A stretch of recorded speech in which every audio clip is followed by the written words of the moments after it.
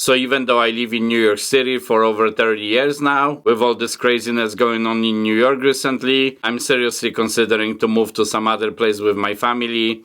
Let's just jump to this video. Hey there, my name is Chris, welcome back to my channel, and I'm gonna start this video on the light note and we're gonna go to the behavior stuff a little bit later. So the first order of things is the New York City finances, and more specifically how this city is trying to get our money in the name of safety. So as of now in New York City you have about 150 red light cameras, and this is not really a secret that New York City is not car friendly. I think this city, to put it gently, dislikes cars, and now of course because we want to make the streets safer for pedestrians, of course bicyclists, and even the drivers, supposedly they're gonna install additional cameras. And when I heard this first, I thought they're gonna put another 50 or 100 cameras, and nope, I was definitely wrong. The New York City is gonna install the additional, ready for this, 1150 red light cameras for the total of 1300. Now that right there will make the city millions of dollars, of course, monthly, while in the same time giving thousands and thousands of tickets to regular people, basically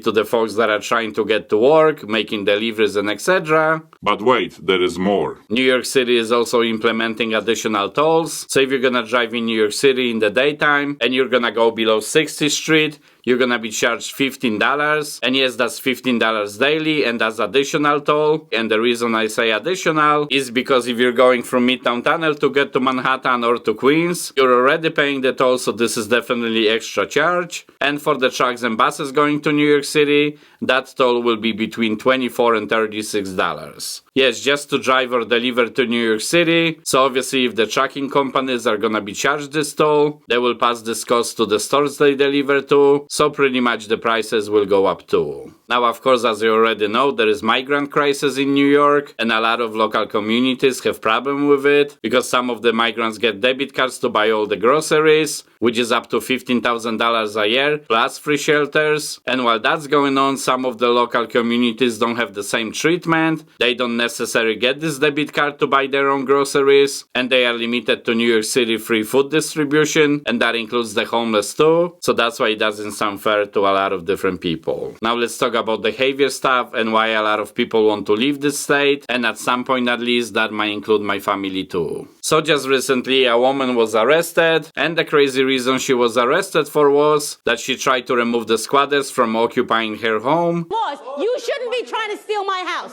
Yes, you are.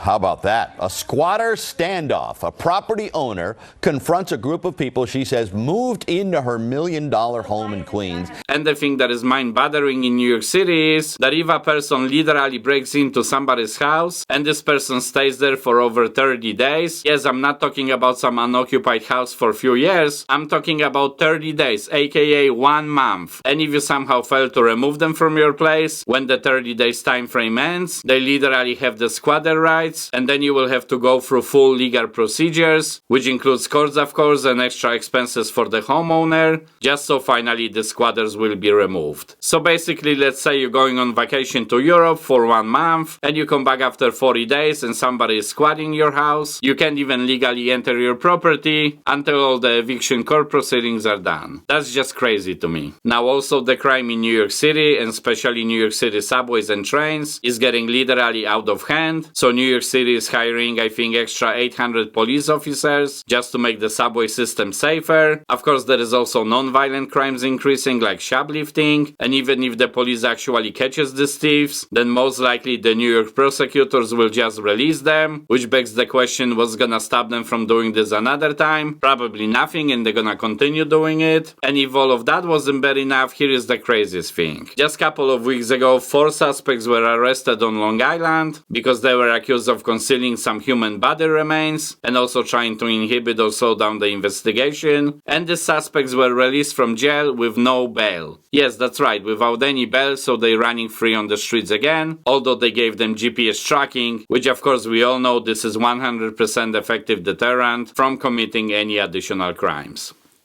So with all this craziness going in New York City, you would think they would prosecute these people, actually try to stop the theft in New York City, maybe try to lower violent crimes and etc. But no, of course not. These prosecutors are too busy to chase Trump and get him for all the crimes he committed. Look, I live in here since 1992. Obviously, I don't live exactly in New York City because it's way too expensive and I could never afford that. However, this city is definitely going in the wrong direction. Okay, so this is it for this video, but make sure to check this video next. There is some good info in it too. And as always, thank you for watching.